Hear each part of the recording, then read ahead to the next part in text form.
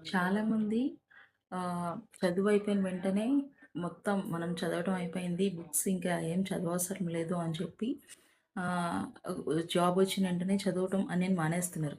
But real లైఫ్‌లో మనం ఫైనాన్షియల్‌గా గానీ, లేదంటే సక్సెస్‌ఫుల్‌గా ఉండాలి. మనం చేస్తున్న కెరియర్‌లో మనం బెటర్‌గా ఉండాలి అంటే గనక you need to read books.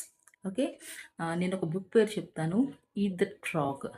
So, brain Tracy గారు రాసిన 'ఈట్ దట్ ఫ్రాగ్' అనేది కనుక ఒకసారి మీరు చదవండి.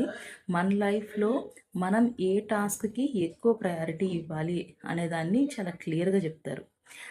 సో, ఇక నుంచి ఒక్కొక్క బుక్ కూడా చూద్దాం.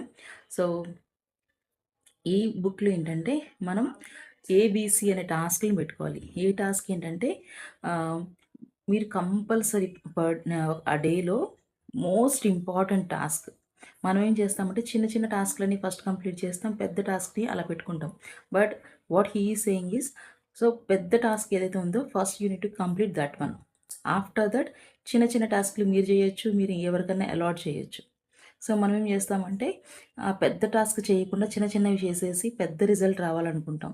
బట్ మనం ఆహ్, ఆ మెయిన్ టాస్క్ ఏదైతే ఉందో నంబర్ 1 ఏ టాస్క్ ఏది ఉందో ఫస్ట్ దాన్ని కంప్లీట్ చేయాలి. సో, ఈట్ దట్ ఫ్రాగ్ అనేది నేను డిస్క్రిప్షన్